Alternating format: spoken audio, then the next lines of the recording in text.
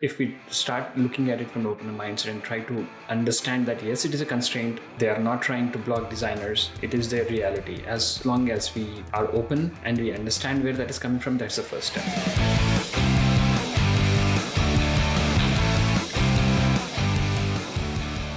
Hello and welcome to another episode of Brave UX. I'm Brendan Jarvis, Managing Founder of The Space in Between, the behaviour-based UX research partner for enterprise leaders who need an independent perspective to align hearts and minds, and also the home of New Zealand's first and only world-class human-centred research and innovation lab. You can find out more about what we do at thespaceinbetween.co.nz. Here on Brave UX, though, it's my job to help you to keep on top of the latest thinking and important issues affecting the fields of UX research, product management, and design. I do that by unpacking the stories, learnings, and expert advice of a diverse range of world-class leaders in those fields. My guest today is Rakesh Patwari.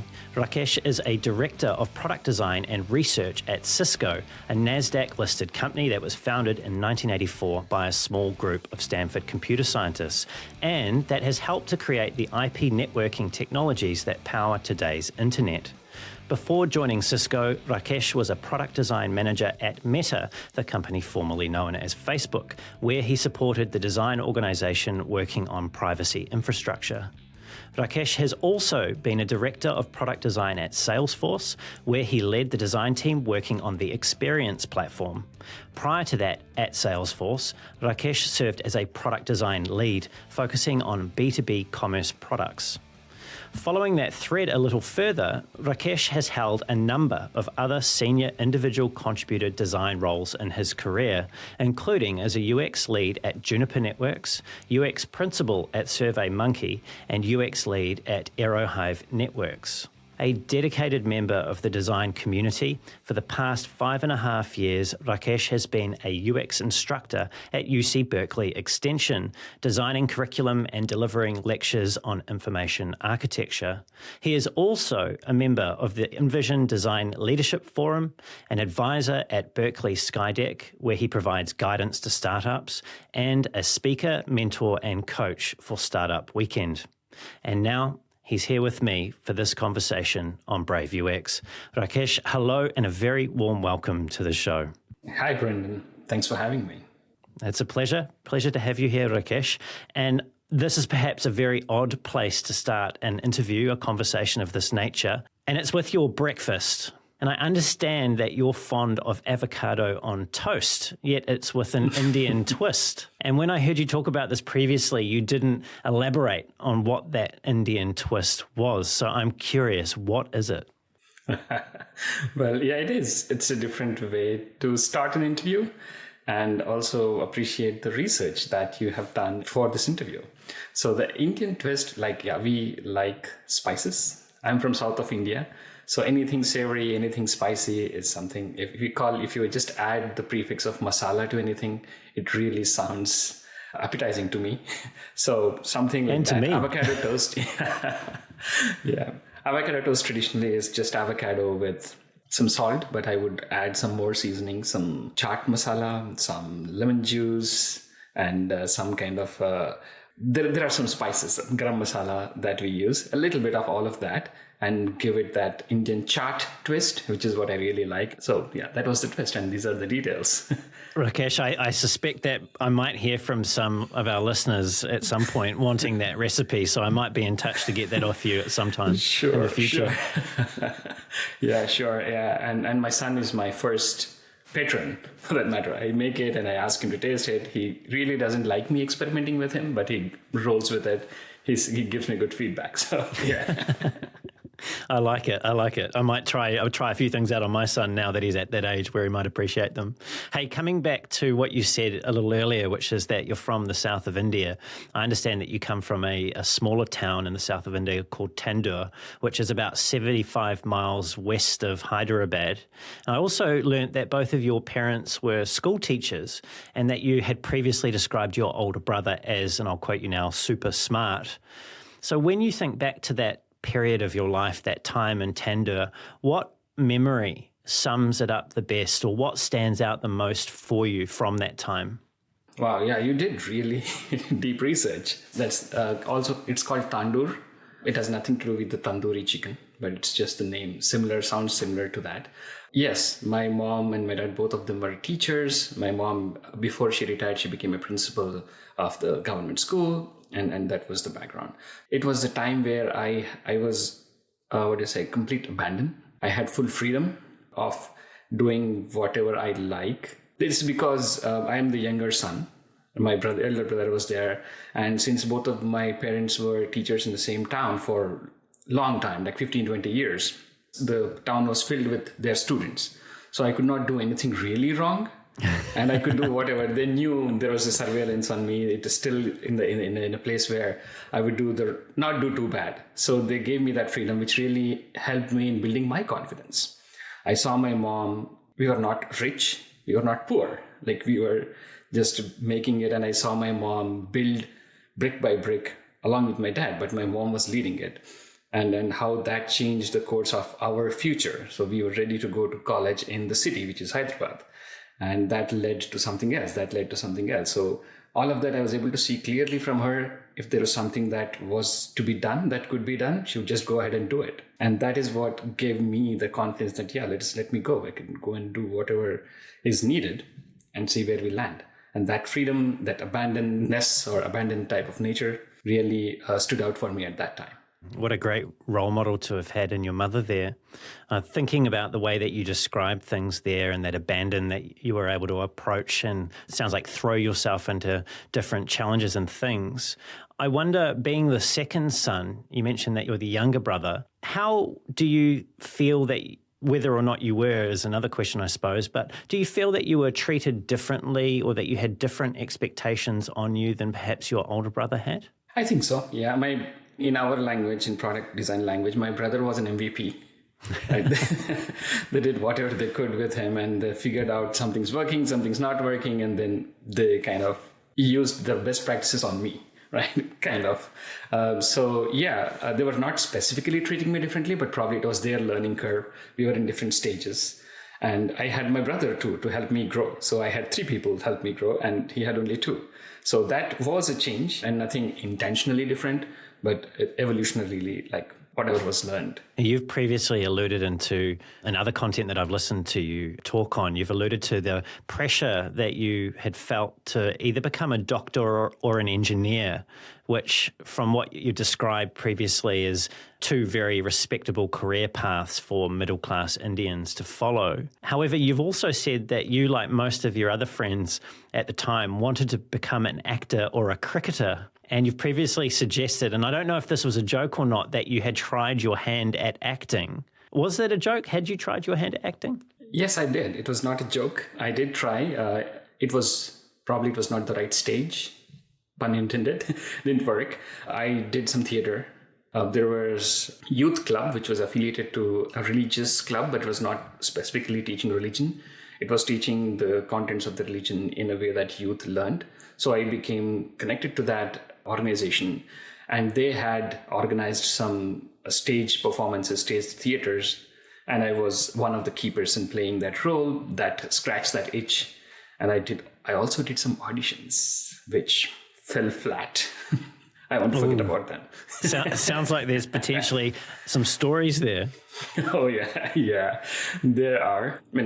Not so successful stories, but probably that's why I'm here today, because of that failures. Well, before we move on to how you got here today, clearly I need to brush up on my pun radar. I'll let that one slip through. Now you'll have me on the edge of my seat throughout the rest of this conversation. Well, let's talk about how you came to be here, but let's talk about where that all started. If you cast your mind back now to around the year 2000, and I believe you were studying in college, was computer science or something very similar to that. And so you're on track to becoming an engineer of sorts. And one of your friends introduced you to something that you've described before, and I'm paraphrasing here, as something that changed the trajectory of your life. What was it that they introduced you to? Yeah. So we were 2000, I was doing my bachelor's of computer applications, which was a 3-year equivalent of engineering. It was a new course. We were the first batch in Hyderabad. So it was a mix of different courses coming together. It was exciting, but that's the background. So it can be called as computer science. if you don't want to, you can call it computer applications too. So that's the thing. So during that time, we had CPUs, like hard disks and like not laptops, right? And we used to exchange game CDs or anything that we wanted to change, new softwares that we wanted to try. So accidentally, through that set of CDs and music CDs and stuff, I got a Photoshop version, 5 or 4. I don't remember. Adobe Photoshop. And I was like, yeah, I was all for trying out new things at that time.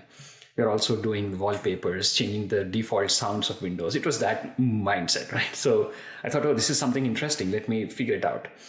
And at that time, I was also exploring this word art in PowerPoint. I know it's very lame, very basic, but that was something that really caught my attention. The fonts that I could do in PowerPoint, the word art styles and all of that, that was something that I was trying out. But this Photoshop, I installed it and it opened up a new world to me. Like, oh, this was amazing, right? My head and heart high-fived. So that was where it was like, this is something I really like. And I started to learn about it.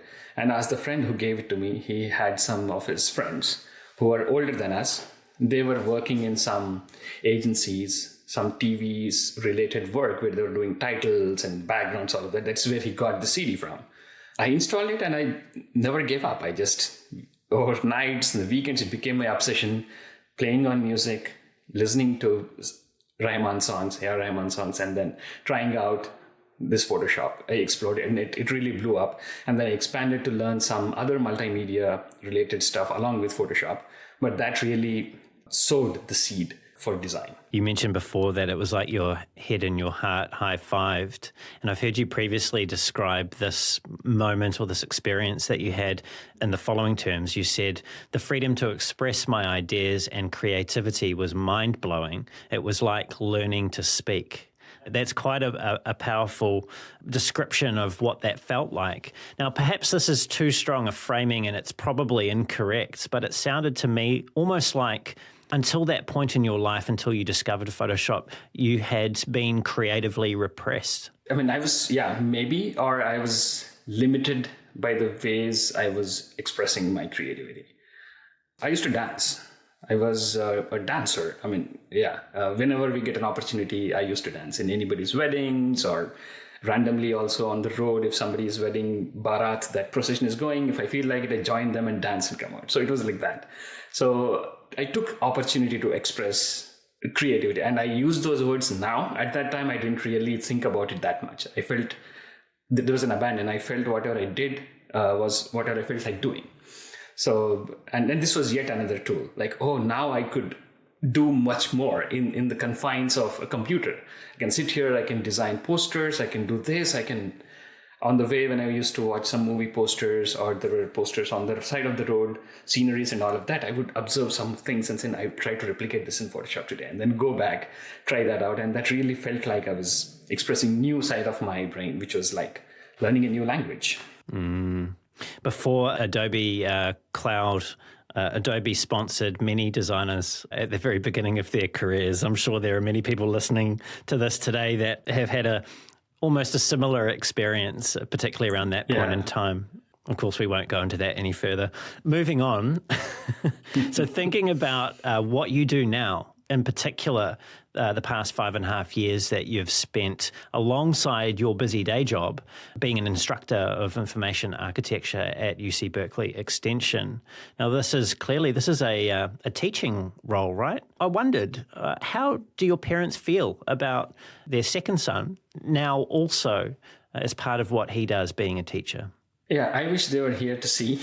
I'm sorry to hear that. Yeah, I've lost both of them in separate incidents, separate timings.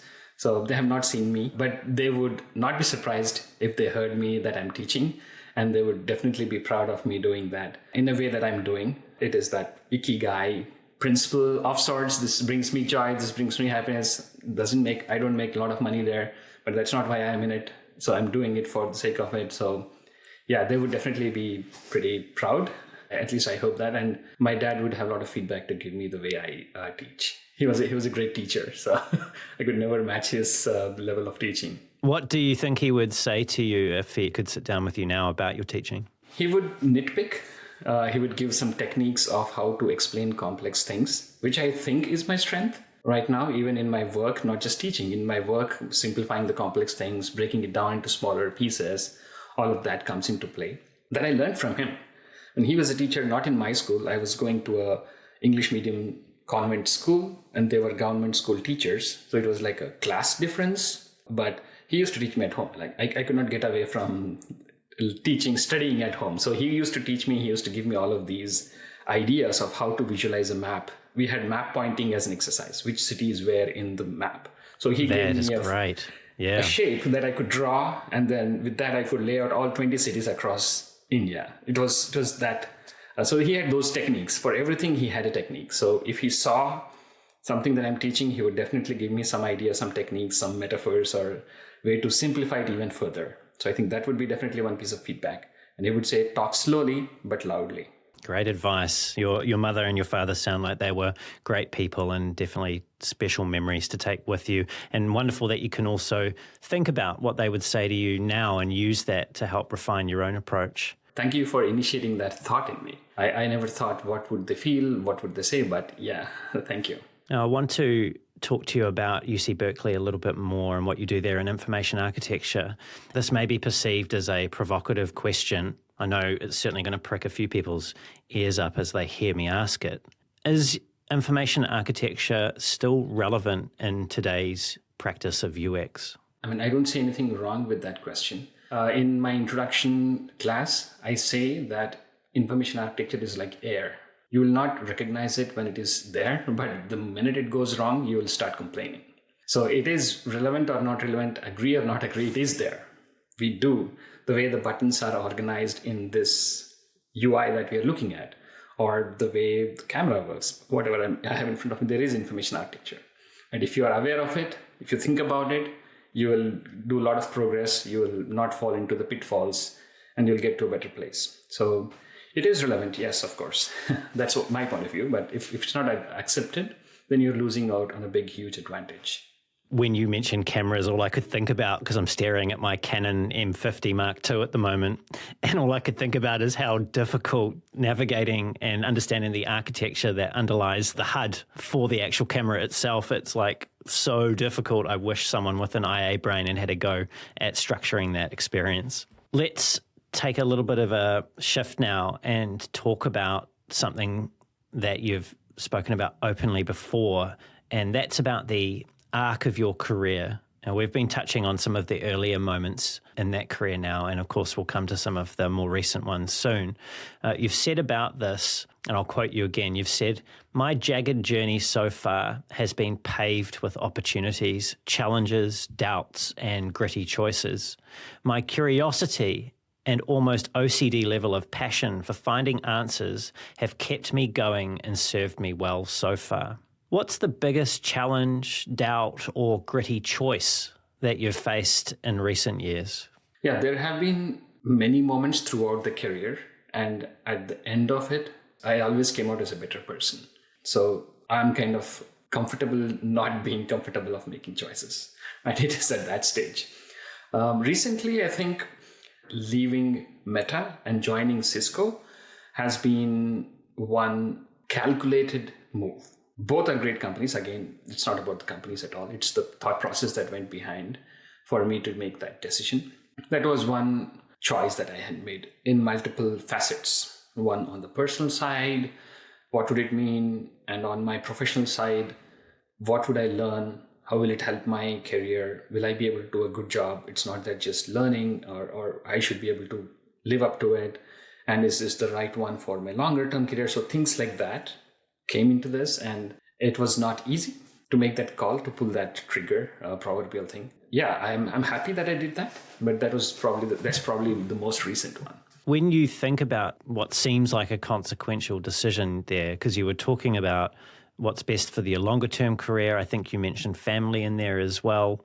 What does your way of working through, or perhaps it's wading through a decision like that, what does that look like? Yeah. Wow, yeah, it looks like just a full train came to a stop and people are rushing out. And if you get into my brain, multiple thoughts rushing out from different directions. And I'm talking Mumbai style train. Okay. Like there are a lot of people like rushing out, gushing out. Even though I know that it is just one decision. I can change always. I can do something else if it doesn't work. During that moment, it's a big decision, right? What if I get this wrong? And it fluctuates between a safe, stable space to pragmatic decision, right? It swings. Is it a pragmatic decision, or is it just shall we go this? It swings between that. So, and I also have been thinking about this decision making as a leader of late as well. And then at the moment, I try to narrow down to some choices. I know it is not a science, but still, at least if I hit these things, like I was talking about my home before we joined. And so the three big things that we were looking for a home was community and resale value of the home. And these were the primarily three big things that, I can compromise on the others, but these are the higher priority ones. So I kind of get to that stage when I make a decision and a lot of thoughts flowing through, but I still kind of, if these boxes checked, at least to some 60 to 70%, I can live with it and I would make a decision. So that's what went during that process as well. Well, let's talk about making decisions a little bit more. Let's talk about the 22nd year of your career, which I believe is this year. And across those 22 years that you've worked in the industry, you've worked across multiple domains, multiple industries. You've worked in startups and smaller companies and in global enterprises. You've also moved, and this is the thing that I want to talk to you about, you've also moved between senior IC and manager roles in recent years. This has probably been the most noticeable thing looking at your LinkedIn profile, has noticed the shift from senior IC into senior management roles. What has been the thinking or the motivation behind that switching of context between IC and management? Yeah. I think hindsight, now if I think about it, it was all about the impact that I could make and peeling the layers of what's going behind the decision. If I see, I'm always driven by this curiosity thing and also bringing out the best, like helping people reach their full potential. Be it the startup advising or mentoring or teaching or even my work style, I think that is something that comes back to me, or it's a part of me which drives my thinking and actions. So those were some things that really became clearer that I could have bigger impact. I am good at it. I also am a little conservative. I'm not very risky type, especially when it comes to career, because I am the bread earner of the home. People are dependent on me. So I cannot just be rash on that. On other sides, maybe if it is just me, I would eat something new and try it out. But if it is something related to family, career, I would be a little calculated. So I would take that calculated approach in this. And then when I feel confidence that I could really do it, if I feel I can do justice to it, I can deliver value, that is when I could move. And it took some time for me to build that confidence inside me to become a people manager. It's not just a career progression. I could be a senior IC, high-end IC as well. But I felt that I could scale myself. I could become a better person delivering impact or enabling more people to reach to their full potential if I changed to this career side of things. So that is one big thing that helped me make that decision intrinsically. Again, this is looking back, I'm able to calculate why it happened, but that's how I felt during that process. Yeah, there was another aspect of this. I was a people manager in India as well before I moved to the US for a short while. And once I came here, I did have a choice to become a people manager, but I didn't have that confidence because everything was new. The culture, the people.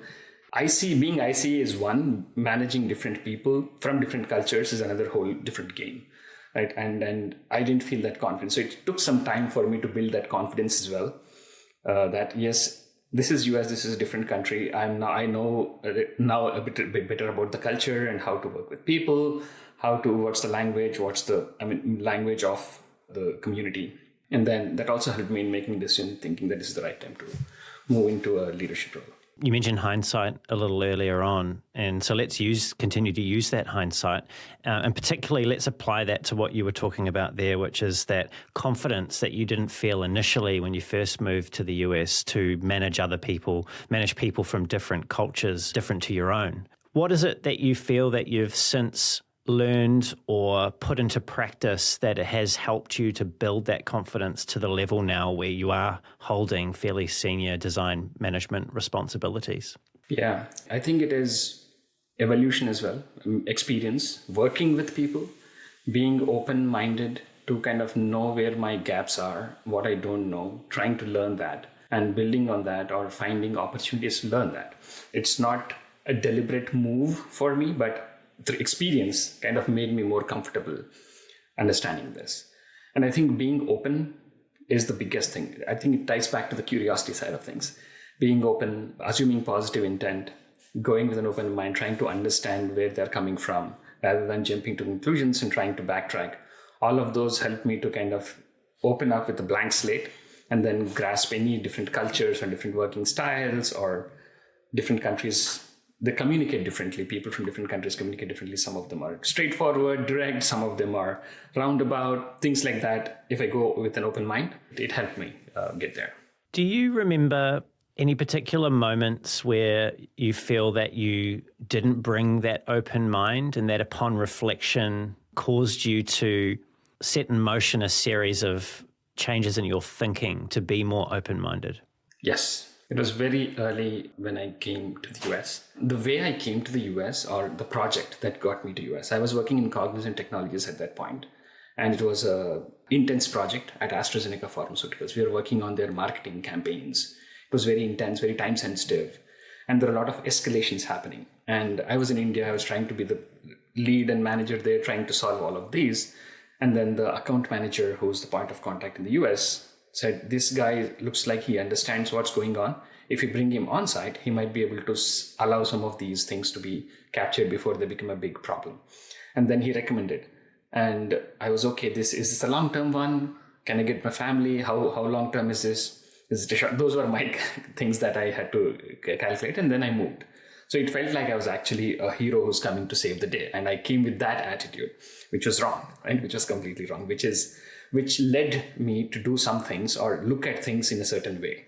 Like I tried to change things or think about, this is the right way, you have to do it this way. And that didn't help me. It didn't cause big damage to the project or anything, but I saw that feedback or I saw that reaction from the clients or whoever was here, the account managers, that it was not landing well, and it was not the case. It was a quick realization that I had made. And then from that, I quickly shifted to that open mindset. And I was given some bad advices as well in that moment. Like I should know baseball to be able to become a part of this American corporate culture. You should learn baseball. You should learn football, which is the American football. And I still, till now, I don't know that much. But those were some of the areas that were explored. I should start really understanding these people. And I went into that direction. I'm just picturing you there, fresh off the plane in this particular pressure cooker environment, having packed away some knowledge about baseball or American football and trying to interject that into conversation. It's almost like it would make for a good Comic episode of The Office or something, wouldn't it? Yeah, it was comical. And embarrassing to say the least. Yeah, I can imagine. Yeah, haven't we all got those stories for sure? This environment, though, that you were talking about sounds like it was a lot of time pressure, right? And a lot of the work that we do in product and design is under pressure. We're not just given a carte blanche and do whatever you like whenever you like it by. That's not the way that the rhythm of business works. I want to come back to something that you've said about burnout in particular in 2021. So this is a couple of years ago. Just for context, everyone, I'm sure that you're aware that at that point we're still in the midst of the COVID-19 pandemic. You said, and I'll quote you now, burnout is real. There is so much visible and invisible stress on everyone due to all that's going on globally. Unknowingly, we tend to work more to distract from all that and end up getting burnt out without realizing it until it's too late. I think it's important to be aware of our feelings and be lenient on what we can and cannot achieve. Look for those early signs, physical, mental, and behavioral, and catch them early. So what are those signs for you? For me, if I feel stressed, I think one is I tend to talk faster. I eat faster, just finish it and go to work. Like I focus on that. And sometimes I just disconnect. Like I don't want to go into that meeting at all, or I just want to go out of this room or go out of the meeting. These are some signs that feel that. And in the night, I have this phase of lucid dreaming phase. Just before I fall into sleep, this partial conscious, I feel an agitated state there. which is a strongest signal for me that I am under stress. I need to do something. That's the signal there, yeah. Yeah. And while your quote that I just read there was from the middle of the pandemic, we're still not operating in a completely stress-free environment, right? As we all know, this has been a tumultuous past 12 months for design and products more broadly. How do you engage with your team, now that you're a people manager, on this particular topic of stress and burnout? Yeah. Great point, Brendan. I think we should consciously think about it. And probably I can quote one more thing about stress or burnout is it's like dehydration. You would not know it until you become dehydrated. And so you should keep drinking water so that you don't get there. By the time you realize it's already too late. So it's something like that. And now coming with the territory of having a bigger impact or making multiple people's lives impacted comes with this as well, right? I could have it positively or negatively. If I just set up wrong expectations, the entire team of 40 people or 27 people, whatever that is, they all now start to run around, and then I'm multiplying that impact, negative impact as well. So I think I am conscious about that pretty well. And I have 4 managers who I support, and I try to tell them they're also mature. I mean, they also understand this. So it is an easy conversation, but in our one-on-ones, we do talk about that.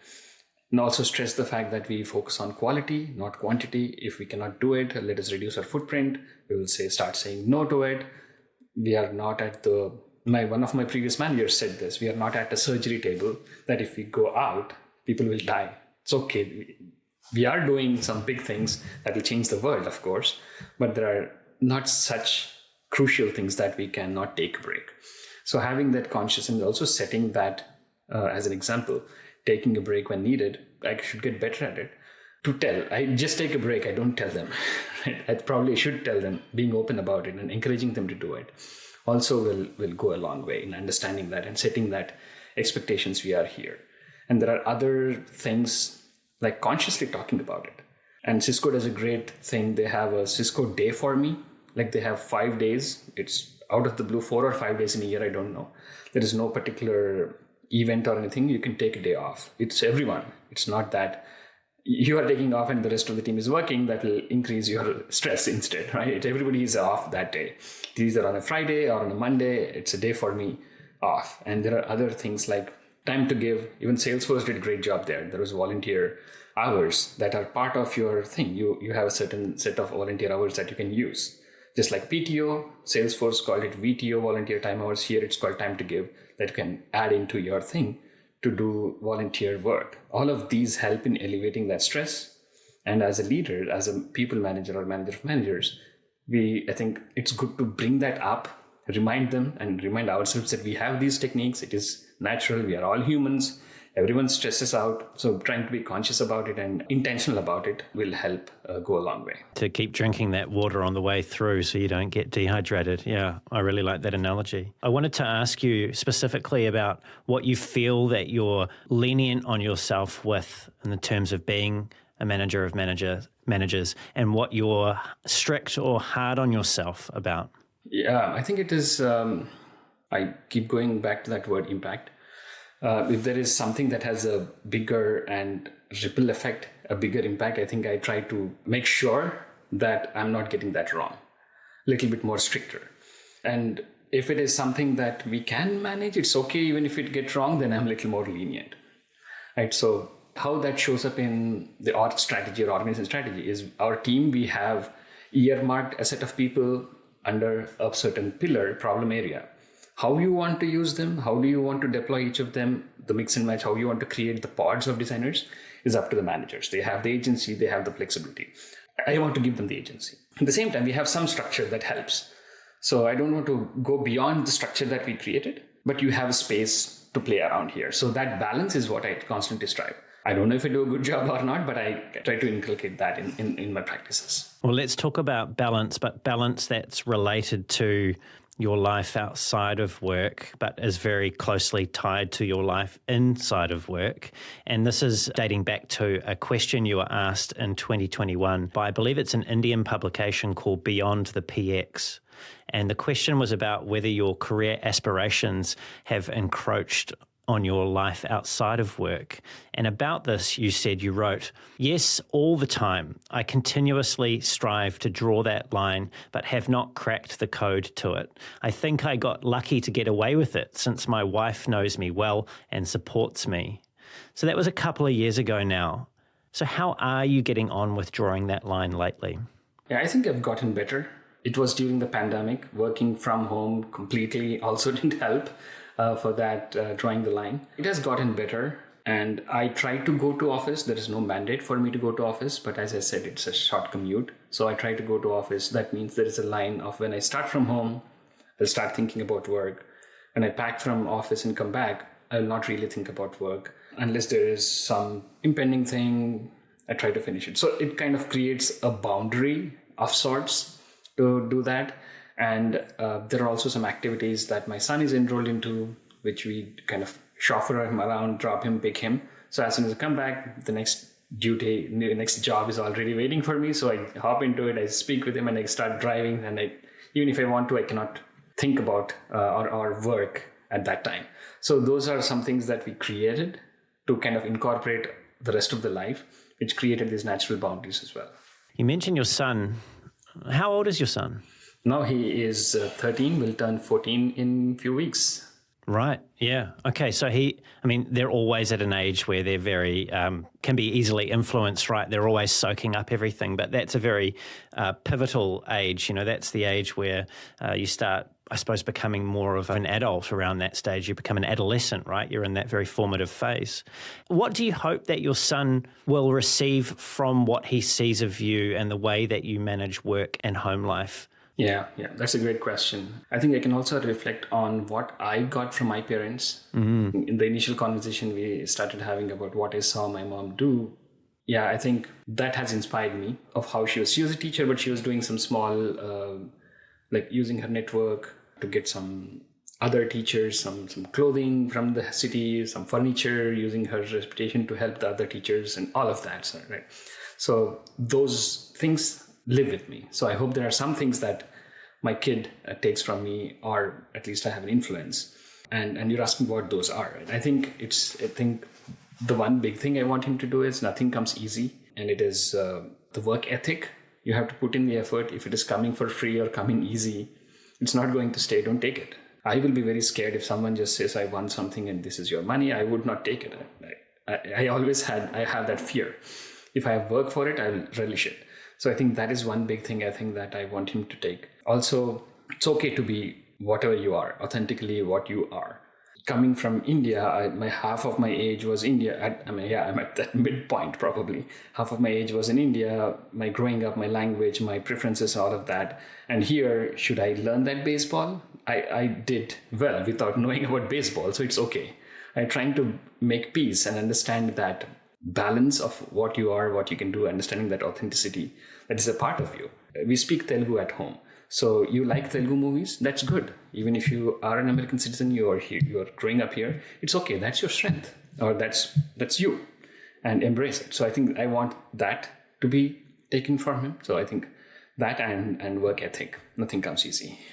I'm going to butcher this quote. I can't even recall who said it, but I read something recently to the effect of that which can be given can also be taken away. And when you were describing the emphasis that you have placed on work ethic and truly feeling like you've earned something as opposed to just accepting some windfall that someone else might bestow on you, I really connected with that piece. There was a story during my school days in my Hindi book. It's a small story which kind of drove this point. Now that you said, I recollected that. So yeah, there is a son of a rich merchant, and that kid goes to his father and says, I need some money. I need 10 rupees. For example, it was 10 rupees. So his father said, I can give you 10 rupees, but you go and earn 1 rupee, get it to me, I'll give you 10 rupees for that. So this kid was like, okay, this doesn't make sense, but let me try. He goes to his sister, asks his sister, his sister gives him that 1 rupee. He goes to his dad and says, Dad, I got this 1 rupee. And his dad says, okay, now you got his 1 rupee, go and throw it in the well. He goes and he throws it in the well. Then dad figures out that it's not something that he has earned. Then he says, this doesn't count. You ask your sister or your brother, right? You go ahead and get 1 more rupee. So he goes out to father, uncle, and he gets it. And his father again asks him, go and throw it in the well. The kid goes and throws it and comes back. His dad says, no, this is not what you have earned. And he kind of understands what he's doing. So he tells his sister, brother, uncle, everyone not to give him any money and let him go. So then he goes to all of them. They all don't give him money. The kid is really anxious about what to do. He finds an old person carrying a bag and he says, can I help you carry this bag? Then the old person says, yeah, you can carry this bag. And then he carries that bag throughout and then earns 1 rupee from that. And he goes back to his dad and says, Dad, I earned 1 rupee. Then his dad says, go and throw that in the well. The kid gets furious. I will not throw this in the well. This is hard-earned money. That is when he said, yeah, this is the value of the hard-earned money. Easy money, like you said, will go away soon. And yeah, that drives that point. And then he gets that, 10 rupees he was looking for. But a bigger lesson for him. And that story, how old were you when you feel like you first read that? 5th grade or 6th grade. Yeah, it's obviously made quite an impression. Yeah. Kids in the class made fun while that was being narrated by the teacher.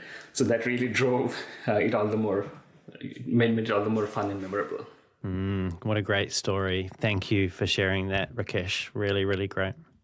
Hey, let's turn our attention now to stories of another kind. You've previously suggested, and I'm going to paraphrase you here, so feel free to correct me, that team communication can be a challenge and that tools like Slack can't replace the water cooler conversations that happen in the same physical proximity. I've heard a lot about the value of these conversations, and I know this is a slightly contentious topic to get into, particularly in our circles. In the past few years in particular, I've heard them talked about a lot. I've never worked in a large enterprise, right? So I don't know what types of things are talked about and why they're so important. In your mind, what are these types of conversations that are important, that happen in physical proximity, that aren't really able to be replicated in technologies like Slack? Yeah. Another great question. I think the types of conversations that happen there are kind of organic conversations. They are not, it could be about a project or may not be about a project. It could be anything that helps in building that connection. So say there is a movie that has come out, somebody's talking about it, and then we jump in and say, hey, I watched that movie, I really liked it, or I didn't like it, or whatever, and we have a conversation around it. Or it could be about some project that was not delivered, or was delivered, it was working well. We don't make big decisions at water cooler, of course. It's not a presentation. I don't show these are the 3 advantages of going this way or not. That doesn't happen there. But initiation of such things happens, and it helps in building that connection with people, most importantly. And that connection will spill over into the relationship that we have at work. If I had a conversation with somebody at water cooler about a movie, and then I'm meeting the same person in a meeting, we have that familiarity, and I feel comfortable sharing my view, he feels comfortable taking my view, and whatnot. So those types of things really help in making progress. The other physical proximity can help in brainstorming. Like we can just go and say, let's draw something on the whiteboard. What do you think about this? There is some physical involvement, the body language, and actually doing things together, which kind of also builds that connection. I think Pyramid is about building that connection that the physical proximity can help with. You mentioned comfort in your response a couple of times, that, after some of these conversations, you start to build more comfort in sharing things. And so under the surface there, it sounds like this is about trust. Mm-hmm. Yeah, it is. It is about trust. And I think leadership, or any types of leadership, is all about making that connections, building those relationships. Trust is also fundamental to it. Making the true connection helps in building trust, and having a trust helps in building the connection. I don't know which comes first, but both of them help, which is foundational to building that relationship that we have to continue working on. That relationship is something that is built upon over time. And earlier on, you mentioned one-on-ones that you do in your role. And these are a really popular and probably rightly so management technique for ensuring that that relationship is built and that the employee or the person that's coming to that one-on-one is able to develop in the way in which is beneficial to them and to the company. Now, these one-on-ones, though, they're not all the same, right? Everyone seems to have a different type of way of doing them. And I'm curious about your particular way of facilitating these meetings. What have you found has worked for you, and what have you found has not worked so well? I think it depends on the relationship we have with that person. If we have built that trust equity between us, that relationship equity, we can directly jump on to talking about work sometimes. And it doesn't matter if I say, hey, what's up with that project, or what's top of your mind? Let us tackle this. Where is this V2 mom, or what are we doing with this? We can jump onto that conversation directly if we have that equity built, and it will land well. It works well. We can quickly finish the one-on-one in 15 minutes instead of an hour, because both of us might make use of that time. If that equity is not built in, whatever you say might be misinterpreted. It could not work. So the same context. So for that, what would work is probably build that. How was your day? How's the weather? Small talk, or whatever that is. We want to kind of warm up to that conversation a little bit and go from there. And probably explain why you're asking this. I said there is a meeting coming up. I have to update my boss about it, so I want to know where it is. That way, it doesn't feel like I am trying to assert my role or my power there. It is for a need that I'm doing. All of those come into play if I don't have that trust equity built up, and all of that is in the one-on-one. And what always is, what I suggest or what I strive to do is also talk about personal side, like how are things. How are you feeling? How's your dog? How's your cat? Or anything. And also I want that to be also organic. So these retreats or the offsites help us build those moments that we can pick on and continue to work on. So I try to bucket this into these three categories, like wellness, how things are going, work, and any progress towards your career, like career progression. What do you want to do next? Are you enjoying what you're doing or not? These three are the big buckets that I want to hit in every one-on-one. Sometimes some are more, some are less, depending on the context. It's not a template, but I try to strive to hit these 3 points somewhere or the other. Have you ever found yourself asking a question and then receiving an answer that floored you, or that you didn't know where to go, that's really surprised you and that you weren't prepared for? Yeah. I think when we start asking those questions, I think about wellness especially, one is just lending an ear is good enough there. I don't want to take responsibility of my team members' wellness completely, because it's not just one thing. It could be multiple things happening in their life. If it is related to work, probably I will try to help and solve it. But most of the times it's just hearing, paying attention, listening to them, and if needed, changing the course of the rest of the conversation based on that.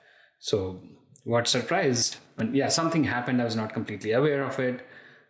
So in of my past experiences, their parent passed away, and I was not aware of that. And that came up, and they didn't tell me directly during the one-on-one. When I asked it, it came up. So it really made the whole conversation was just about that. I changed it. I changed the there was nothing else to talk. I said, if you want to take a break, we can end the call now, or if you want to talk, I'm here. Let us talk.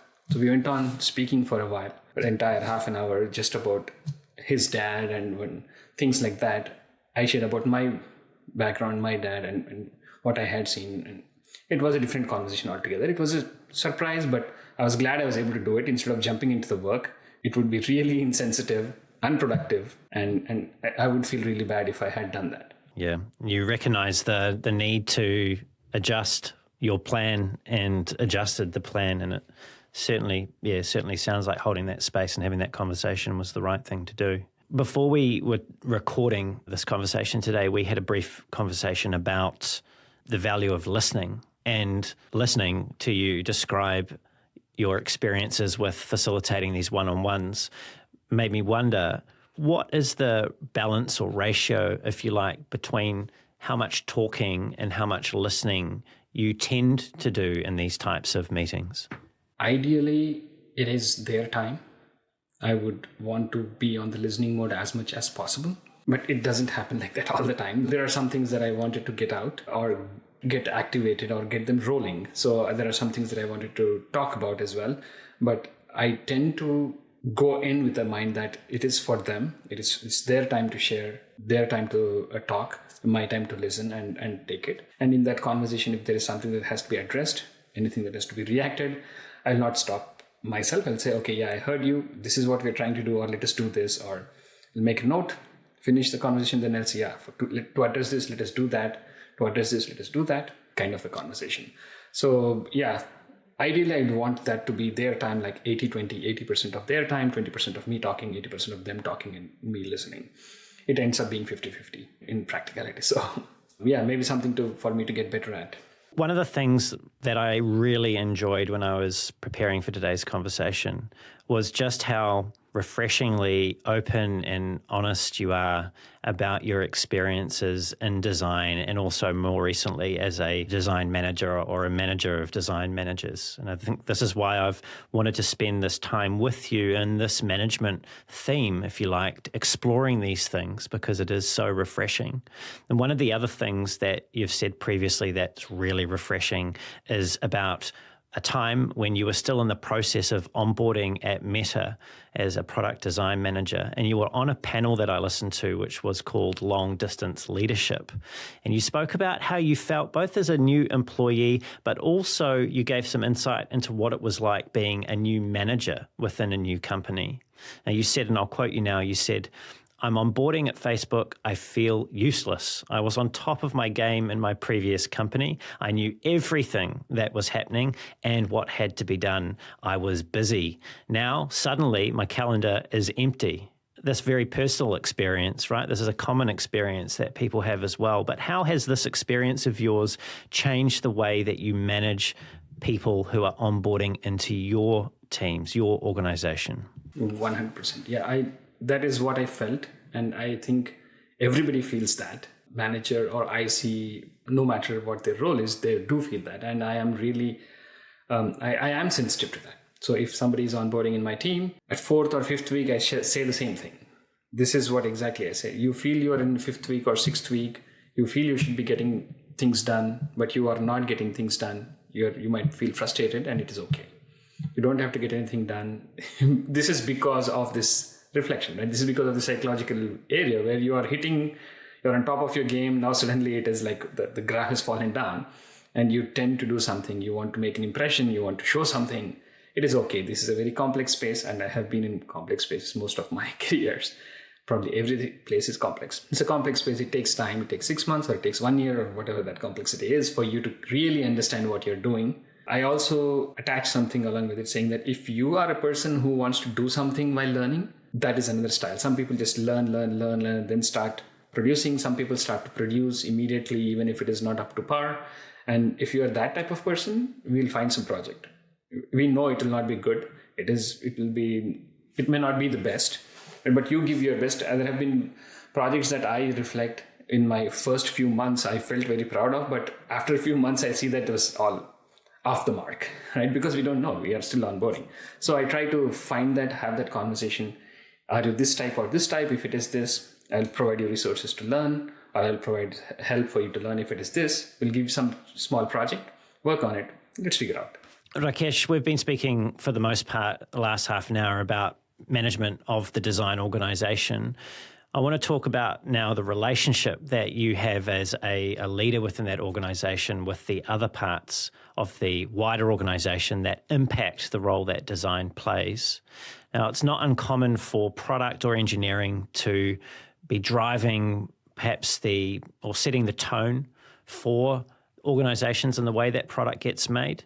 And I'm curious to understand from you, how, in your experience, how has that influence of product or engineering changed the way that you have approached your role of leading that part of the design organization?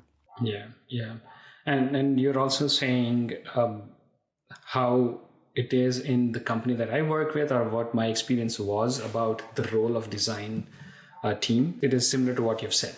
We are a part of a large organization. There's product, there is engineering who tend to drive things, and we often are the ones who come back late in the game, or later, sometimes after the decisions are made, and try to execute it. So there have been a mix of all of these throughout my career. As a design leader, it's a privilege and also a responsibility. We have a unique point of view. We have a unique vantage point, if you will, where we can see both sides of the coin. If we are invited to some of those meetings, we see why the leadership on the engineering side or the product side doing certain decisions the way they are doing, which if I was in my designer den, I would not see. And having those conversations with them open mind again.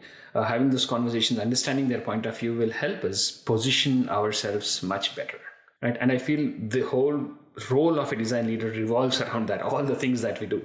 We identify something that from an engineering standpoint or a product standpoint is needed. We try to make ourselves a part of the conversation there. But in order to do that, we have to show the value that we bring in. Even if the call is into the meetings, we need to know that we are delivering the value. So it goes back to delivering value from the team that you have. And does the team have everything they need to deliver the value? Then we go there and find things that will enable them to deliver value. Take that to the right people, and then kind of evangelize design and build that. So I think this is a bigger role, or the primary role of a design leader that evolves into. It is both ends of the coin. I cannot just go and say, hey, get us into the room, make us a part of the decision making if you don't deliver that value. And we have to hold both ends of the deal. So, but design leader, it's a unique position, unique point of view that we can easily see some things where connections need to be made. And if we are aware, if we are vigilant about them, those connections go a long, long way. The biggest thing that will help is making those right connections. Yeah, that's a huge point. You've sort of been touching on there the tension that can exist in where design sits in the organization and its ability to influence or not the decisions that are going on elsewhere. And it sounded like from what you were saying there that a key part of your emphasis has been on building those relationships outside of design in order to make those decisions easier or to have more influence on those decisions. I wanted to talk about another tension that's discussed openly in design circles, and that's that tension that's either real or perceived between what the business wants and what the users need. Now, this is probably a bit of a tired conversation. It's one that's been done many times, but I am still really curious to get your insights into this, because you've previously said, and I'll quote you again here, while we as designers want to understand the domain, how the technicalities work, we need to still be aware that we are designers and we have to keep our end users in mind, and we have to balance that. We should not get drowned. We want to immerse ourselves. We don't want to get drowned. So we have to get that perfect balance. So that sounds very pragmatic, but I wanted to get more specific about that balance now. What does that balance look like, and how do you know when you've achieved it? Yeah, and it's a long process to get there. I think there are multiple things that have to fall in place for that for us to build that bridge.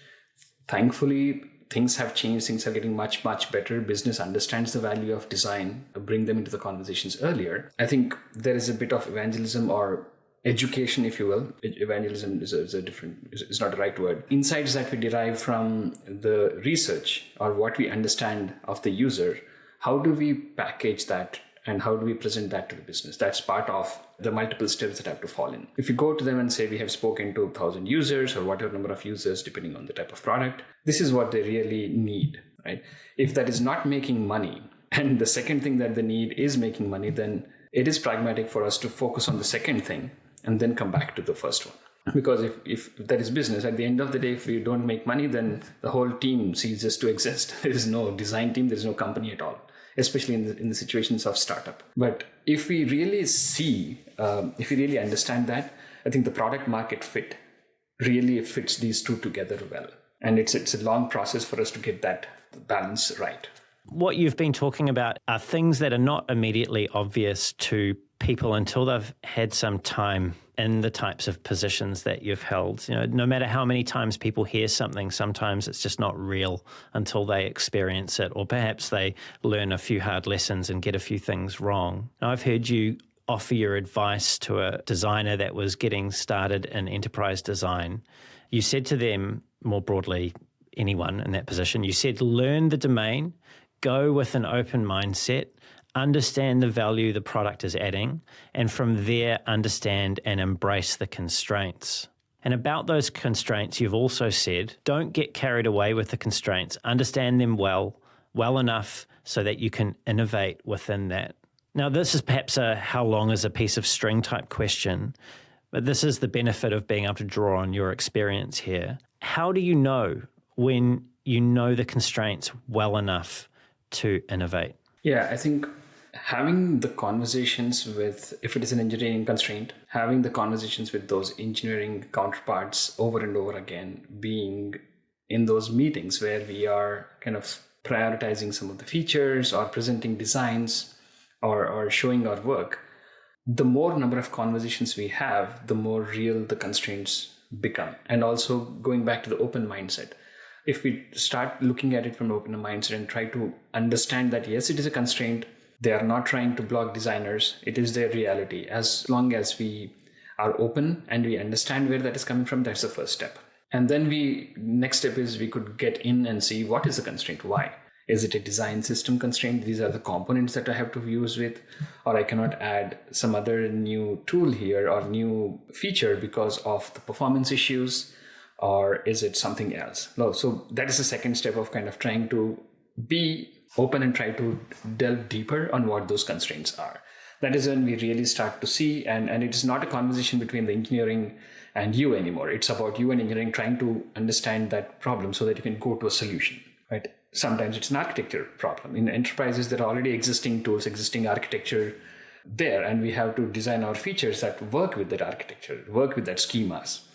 Unless you go to that stage and try to understand what is that schema and what does it take to change it, or why can't we change it, or what can we do within the schema, unless you have that conversation with the architect, you're not going to unlock the constraints which will help you design around that constraint. Yes, I can sense that questions play a large role in your approach, both as a leader, but also as a designer.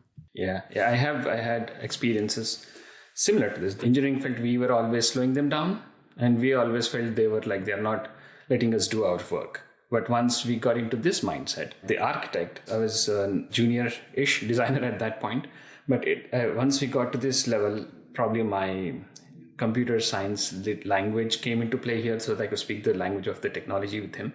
That person was very open to tell me about the schema. The schema is a real example that we have this schema. This is how the whole architecture of the product works. Just for one page, I cannot tweak it. This is what I have and this is what we could do. Then that really unlocked me and he became my friend, but not a rival there. So yeah, this is coming from experience.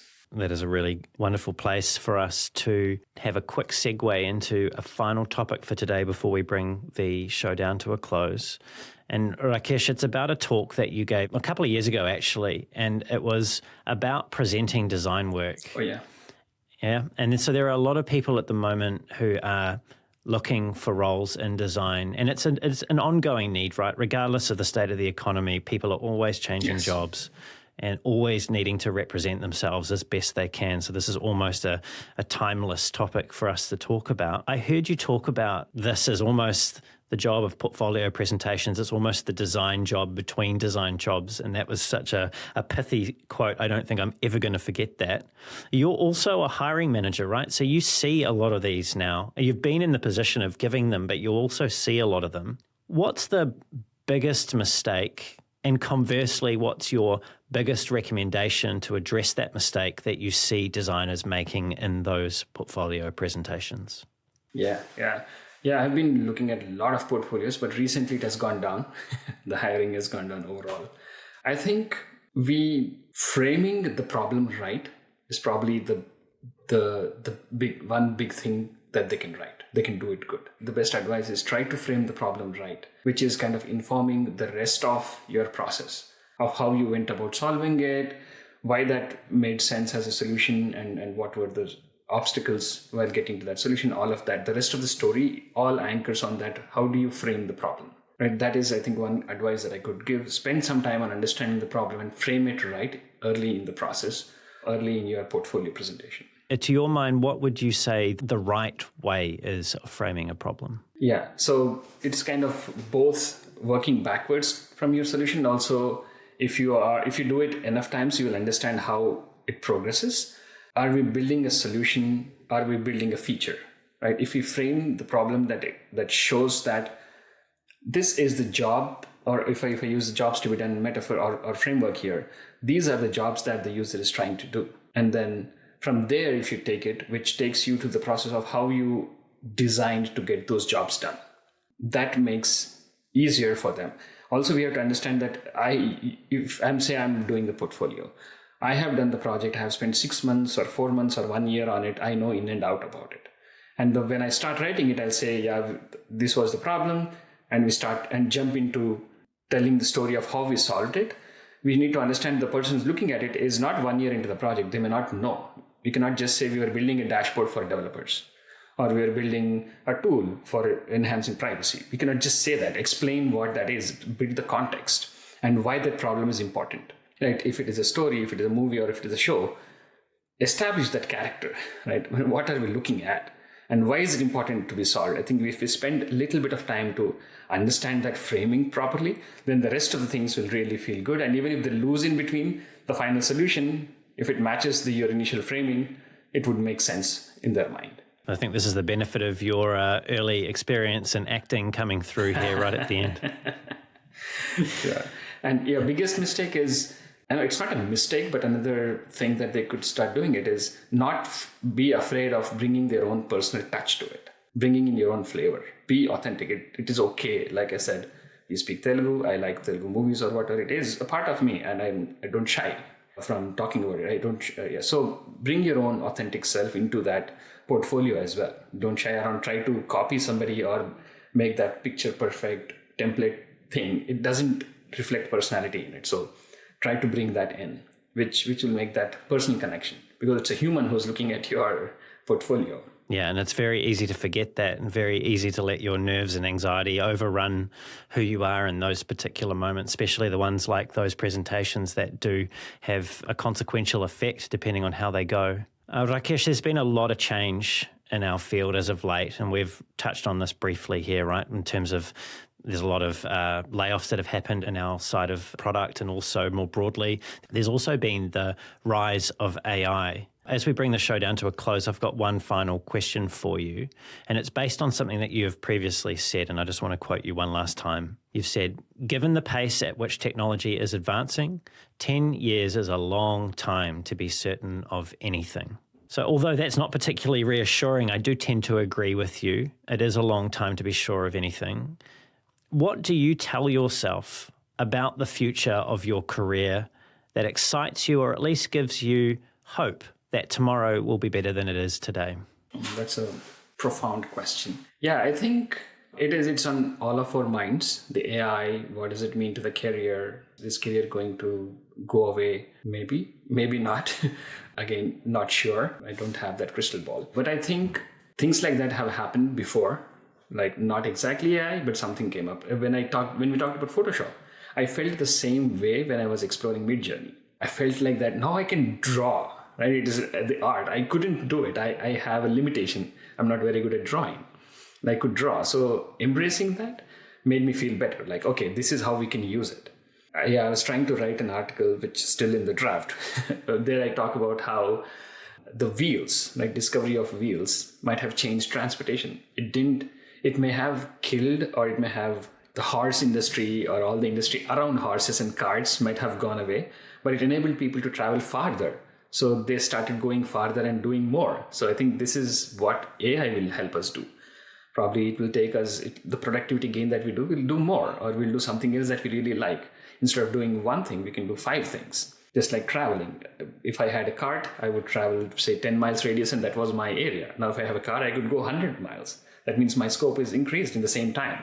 So I would do similarly. So we would potentially grow into these multifaceted or full stack. I mean, there's now full now, multifaceted generalists that would do multiple things that are needed to solve the problem, which is the core job of a designer. So the T-shaped designer who has expertise in one and kind of breadth in 2 or 3 areas may now become a comb-shaped designer, because they could build in domain knowledge, expertise in any of the domain, and they could go into product management a little bit, do research a little bit, do things around, and then become a bit more holistic of a designer, or whatever the role is, but doing problem solving with an open mindset. So that's what I tell myself. Rakesh, that's a wonderfully positive place for us to bring our conversation to a close. This has been such an engaging conversation. There's certainly plenty of things in there for people to think about when it comes to their own management style, managing designers, enterprise design, and of course we touched on portfolio presentations right at the very end there. Thank you for so generously sharing your stories and insights with me today. Thank you very much, Brendan. It was a great speaking with you. I didn't feel the time at all. And we made that connection. I really enjoyed having this conversation with you. Thank you very much for having me. Oh, it's been my pleasure, my pleasure. Rakesh, if people want to connect with you or keep up to date with what you're up to and your contributions to the field, what is the best way for them to do that? Yeah, I think LinkedIn is the best way. My usage of Twitter has reduced after it became X. Or whatever. Overall, the graph has gone down. Probably it may not pick up anytime soon. So LinkedIn is the best place. My usage may not pick up soon. So LinkedIn is the best place for now. And I also have my personal portfolio, but it's just a portfolio. So LinkedIn, send me a connect request or whatever the system allows you. I'm happy to be of use. Thanks, Rakesh. And to everyone who's tuned in, it's been great having you here as well. Everything we've covered, including where you can find Rakesh and all of the things that we've spoken about, will be in the show notes. If you've enjoyed the show and you want to hear more great conversations like this with world-class leaders in UX research, product management, and design, don't forget to leave a review. Also subscribe so the podcast turns up every 2 weeks in your feed, and tell someone else, perhaps just one other person that might get value from these conversations at depth. If you want to reach out to me, you can find me on LinkedIn. There's a link to my profile at the bottom of the show notes, or you can head on over to my website, which is thespaceinbetween.co.nz. That's thespaceinbetween.co.nz. And until next time, keep being brave.